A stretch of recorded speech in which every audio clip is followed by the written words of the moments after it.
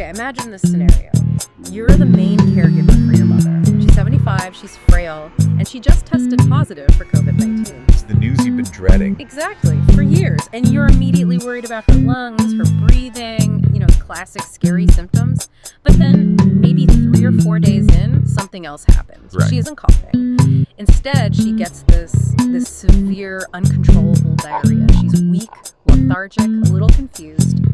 And when you look over at the kitchen counter, you see this whole stack of pill bottles. Mm-hmm. And you realize she's taking 4 different medications, all prescribed by well-meaning professionals that all list diarrhea as a major side effect. It is a terrifying situation, and honestly, it's far more common than most people realize. Yeah. It's a textbook example of what we call a prescribing cascade. A prescribing cascade. That sounds, well, given the symptoms, it's a terrible metaphor, but it sounds ominous. It is ominous. A prescribing cascade is when a patient takes a drug, gets a side effect, and then instead of stopping that first drug, a doctor prescribes another drug to treat the side effect. Oh, wow. And then that drug has a side effect, so they get a third drug.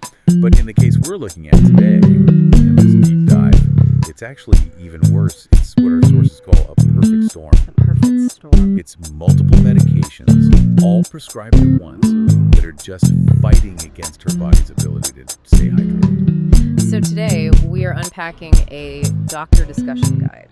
And this isn't, general medical trivia. This is a tactical guide for a caregiver who is walking into an urgent medical appointment and needs to know exactly what to say. Exactly. We've got a stack of sources here: medical advocacy guides, drug interaction sheets for Paxlovid, safety warnings. And our mission is to figure out how to advocate for a patient who is, you could argue, suffering more from the treatment than the virus. That's the goal. The goal here is to distinguish between what is strictly necessary to keep her alive and fight the virus, and what is just adding to the noise. Or in this case, the dehydration. Right. Because in geriatrics, sometimes the best medicine is taking the medicine away. Okay, so let's set the scene with the patient profile. She's 75, COVID positive. And her main symptom right now is not respiratory, it's excessive diarrhea. And the source material just flags this as a massive risk: dehydration. Now, I have to ask. Yeah. We've all had a stomach bug. It's miserable. But is it really life-threatening? For you or me, probably not. We feel terrible for a day, drink some Gatorade, and, we bounce back. Right. For a 75-year-old, it is absolutely life-threatening. Wow. It really comes down to something called physiological reserve. Physiological reserve. Okay, break that down for us. Think of it like a backup tank. As we age, our bodies literally hold less water. Our thirst mechanism, that little signal that tells your brain, hey, drink something, it gets weaker. So an older body is already starting closer to the edge. Exactly, closer to the edge of the cliff. So when you add this excessive fluid loss from diarrhea, you're not just losing water, you're losing electrolytes, potassium, sodium. And when those get out of whack, the heart's electrical system can fail. But the guide flags something even more immediate than the heart, right? Talks about the kidneys. Acute kidney injury. This is the immediate danger. Your kidneys are like a filtration plant. They need a certain amount of water pressure to work. If the fluid volume of your blood drops too low from the diarrhea, the kidneys just can't filter. So they just shut down. They basically shut down to preserve fluid for the brain. And in an older adult, this can go from mom is thirsty to mom is in renal failure in a matter of hours, not days. Hours? Wow. So the clock is ticking loud. And yet she's on this cocktail of drugs. Okay, let's read the list from the case study. She's taking amoxiclav, an antibiotic, Right. fluconazole, an antifungal, Paxlovid, the antiviral for COVID, and Reglan, also known as metoclopramide for gastric motility. When I first saw this file, I actually had to double check that it was real. Because every single one of those drugs, independently, attacks the gut. Putting them all together, it's like chemical warfare on her digestive system. Okay, let's unpack this drug by drug. I want to start with the antibiotic, amoxiclav. I feel like everyone's taken amoxicillin at some point. It feels so safe. It feels familiar, sure. But amoxiclav is a combination drug. It's amoxicillin plus clavulanic. And that second ingredient makes it what we call a broad-spectrum antibiotic. Meaning it kills a wide range of bacteria. Right, but broad-spectrum is just kind of a nice way of saying scorched earth. Scorched earth. It doesn't discriminate.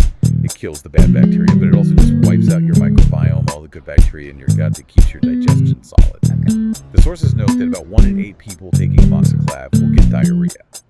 But in the elderly, wiping out that good bacteria raises this huge red flag for something called C. difficile. C. diff. I've heard of C. diff. That's the hospital superbug, right? That's the one. It's an opportunistic bacteria that just hangs around waiting for an opening. So when amoxiclav kills off all the good guys in the gut, C. diff takes over. And it causes this severe, watery, colitis-level diarrhea. So by giving the antibiotic, you might be inviting a new deadly infection that causes the very symptom you're trying to avoid. Precisely. You're trying to avoid dehydration, and you're inviting a bug that causes it. Okay, so that's strike one. Then we have fluconazole. That's for yeast infections. Why is a COVID patient taking yeast medication? That is the million-dollar question. Yeah. And the guide questions this aggressively.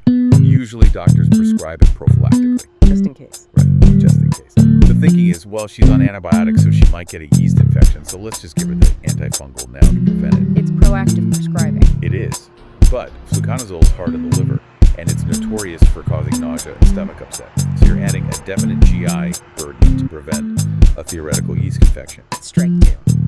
Then there's Paxlovid. Now, we know this is the gold standard for COVID, but I have heard rumors about Paxlovid tummy. It's more than a rumor. Paxlovid poop is a colloquial term for a very real reason. It's a known side effect. But honestly, the diarrhea from Paxlovid is the least of our worries compared to the drug interactions. Which we'll get to. Yes. But first I want to talk about that fourth drug, the Reglan. Reglan, metoclopramide. The Thorse calls this one the gas pedal. And that is the perfect analogy. Reglan is a prokinetic agent. Its job, its medical purpose, is to make your stomach empty faster and speed up intestinal transit. Wait, let me get this straight. Yeah. She has excessive diarrhea. Everything is moving way too fast. Right. And they prescribed a drug that makes things move faster. Precisely. It's completely counterintuitive. It's like seeing a car careening down a steep hill and deciding to just stomp on the accelerator. So why would a doctor do that? I have to assume they aren't trying to hurt her. Of course not. It's usually prescribed for nausea. COVID causes nausea. So a doctor sees a patient has nausea, writes a script for Reglan to help empty the stomach. And doesn't connect the dots. Doesn't connect the dots that the patient is also having diarrhea. Or maybe the diarrhea started after the Reglan. This is the definition of that prescribing cascade. Right. You treat the nausea with a drug that acts as a laxative. And the source mentions a black box warning for Reglan too. Yes, specifically for the elderly. It can cause something called tardive dyskinesia. That sounds terrifying. What is it? It's involuntary muscle movements. So twitching, grimacing, tongue movements, they can actually become permanent. Permanent neurological damage. Yes. So you're risking that to treat nausea in a patient who is currently dehydrating to death from the treatment itself. That is just, it's wild. So the action plan in our source guide focuses on deprescribing. It actually gives the caregiver a script. And I love this script. It really empowers the caregiver to step out of that passive role. It suggests asking something like, given her excessive diarrhea, is it strictly necessary to continue amoxiclav or fluconazole if an infection hasn't been confirmed? And then specifically for the Reglan. For the Reglan. Should we pause this immediately since it speeds up digestion? So it's about stripping it all back to the bare essentials, but that leads to the next big question. If we stop the antibiotic, the amoxiclav, aren't we risking pneumonia? Yes. I mean, she has COVID. Pneumonia is the big fear. If I'm a caregiver, I am terrified to stop the pneumonia drug. And this is where it gets really interesting, where we have to clear up a massive misconception. Yeah. We need to distinguish between viral pneumonia and bacterial pneumonia. Right. COVID is a virus. Correct. Yeah. COVID-19 causes viral pneumonia. Antibiotics like amoxiclav kill bacteria. They do absolutely nothing to a virus. Nothing. It's the wrong tool. It's like trying to put out a fire with a hammer. Yeah. It's the wrong tool entirely. So why was she even prescribed the antibiotic in the first place? Fear. It's just in case medicine. The doctor worries that there might be a secondary bacterial infection piggybacking on the COVID. And it happens, but it's not a guarantee. And the risk outweighs the reward here. Exactly. The source material emphasizes that without proof, the risk of the antibiotic destroying her gut is much greater than the benefit of treating a theoretical bacteria that might not even be there. Okay, so this brings us to the hidden danger mentioned in our outline. Silent pneumonia. Can you define that for us? Silent pneumonia or silent hypoxia is it's spooky. Usually if your oxygen drops, your body panics, you gasp, you feel this air hunger because carbon dioxide is building up. Right. But with COVID, especially in seniors, the mechanism is different. Oxygen levels can drop dangerously low. We're talking into the 80s or 70s, and the patient just doesn't gasp. They don't feel like they're suffocating. No. They just look tired, maybe a little confused. They might seem out of it. That's why it's silent. And that's why the antibiotic prescription is so dangerous here. It gives a false sense of security. The caregiver thinks, oh good, we're treating the pneumonia with the pills. But no, you aren't. You're treating a bacteria that likely doesn't exist, while the virus is silently dropping her oxygen levels. So the guide suggests a specific advocacy move here. It says to demand diagnostics. Yes, strictly necessary diagnostics. Before you agree to continue this diarrhea-causing antibiotic, you ask for two things. One, a chest x-ray. What's the x-ray going to show that the doctor doesn't already know? It distinguishes the pattern. Viral COVID pneumonia looks like ground glass, sort of hazy white patches scattered around. Bacterial pneumonia usually looks like consolidation, a solid, dense white blob in one area. And if it's ground glass? The antibiotic is useless. Stop it. Save her guy. And the second diagnostic. Pulse oximeter. That will put you. The guide says the caregiver needs to ask, can we monitor her oxygen to rule out silent hypoxia? Because if her oxygen is fine and the x-ray is clear of bacteria, there is zero reason to be on that antibiotic. It sounds so simple when you lay it out like that, but I can see how in the heat of the moment you do what the doctor says. That's the power dynamic we're trying to shift here. The doctor is treating the COVID patient template. The caregiver, you, are protecting your mom who is dehydrating. Yeah. You have to be the one to ask the question. Okay, so let's assume we've cleared the deck. We stopped the Reglan, we stopped the antibiotic because the x-ray was viral, not bacterial. We still have to treat the actual COVID, right? She's 75, high risk. Absolutely. We're not saying don't treat, we're saying treat the right target. We need to eliminate the virus. The source lists a few options: Paxlovid, Remdesivir, Molnupiravir. We touched on Paxlovid and the stomach issues, but the guide raises a much bigger red flag about interactions. This is critical. Paxlovid is a miracle drug for many, but for a 75-year-old, it can be a minefield. See, Paxlovid contains two drugs, nirmatrelvir and ritonavir. And ritonavir is the problem child here. Okay. It is a potent inhibitor of an enzyme called CYP3A. Okay, let's unpack that. CYP3A, it sounds like a droid name. What is it? Think of CYP3A as the traffic cop in your liver. Its job is to direct traffic, to break down other medications and move them out of your system so they don't pile up. And ritonavir? Ritonavir ties that traffic cop up and throws him in the trunk. It just turns the whole system off. So if you're taking other drugs while the traffic cop is missing... They crash into each other, they build up, they don't get broken down, they can reach toxic levels in your blood. What kind of drugs are we talking about here? The exact drugs a 75-year-old is likely to be on. Statins for cholesterol, blood thinners like Eliquis or Xarelto, heart rhythm medications. So if she's on a blood thinner and she takes Paxlovid... She could essentially overdose on her blood thinner and bleed out internally. Or if she's on certain heart meds, she could go into a fatal arrhythmia. Wow. The source guide explicitly tells the caregiver to ask, if we consider Paxlovid, have we reviewed her other maintenance medications for interactions? It's not enough to just prescribe it. You have to check the whole list. And sometimes, doctors are in a rush, or they don't have the full list from the specialist. This is where the medical advocate saves lives. You have to be the one to say, wait, she takes simvastatin. Is that okay? And spoiler alert, it's usually not okay with Paxlovid. Okay, so if Paxlovid is out, either because of the diarrhea risk or the heart meds, what are the alternatives? The guide mentions Remdesivir. Remdesivir is a great option in this specific diarrhea storm scenario. It's an IV infusion. 4V, so it bypasses the stomach completely. Exactly. It goes straight into the blood. It's much, much easier on the gut. It doesn't cause that severe diarrhea that Paxlovid can. And it has far fewer drug interactions. It doesn't inhibit that traffic cop enzyme. What's the downside? Logistics. Really. You have to go to an infusion center for 3 days. But if the alternative is kidney failure from dehydration at home, it's worth the trip. And Molnupiravir, what's that one? That's another oral pill. It has a lower efficacy than Paxlovid. It doesn't work quite as well, but it has a much cleaner side effect profile. No massive drug interactions. So it's often the backup for patients who just can't take Paxlovid. So the ask for the doctor is basically, is she eligible for IV Remdesivir to save her gut? Right. You're asking the doctor to prioritize her current vulnerability, which is her gut, and her hydration status, both convenient. This is really empowering. I want to move to the red flags that actually work for this. because even with the best advocacy, things can go south fast. The guide has a checklist for when you start talking and you start dialing 911. This is the safety net. You need to know the point of no return. The first one is oxygen. Right. If that pulse oximeter drops below 92%, or if it's just consistently dropping from the baseline. And also look at the patient. Blue lips, blue nail beds, that's cyanosis. It means the tissues are starving for oxygen. Call 911. What about her mental status? This is a huge one for both dehydration and silent hypoxia. Confusion. Delirium.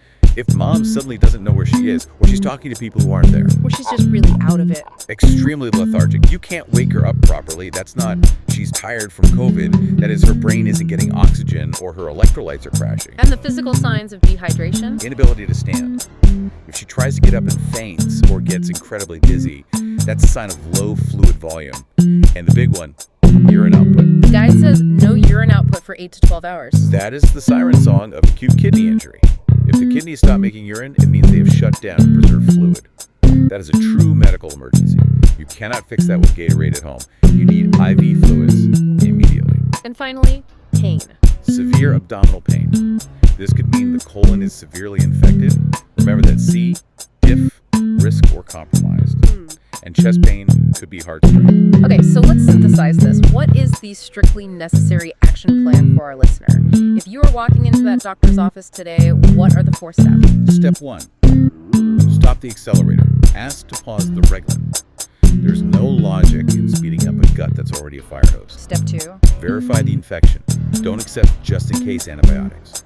Ask for the chest x-ray. If it's not bacterial, stop the amoxiclav. Save her gut. Step 3. Review the antiviral. Don't just take the Paxlovid script.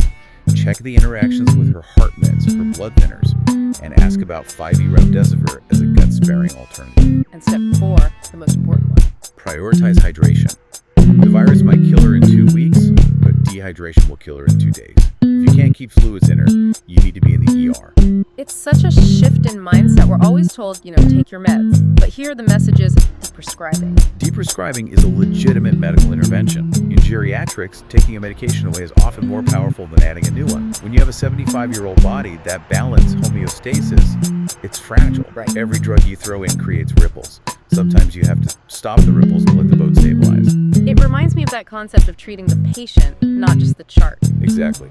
The chart says COVID positive, so the algorithm says Paxlovid plus antibiotic plus symptom management.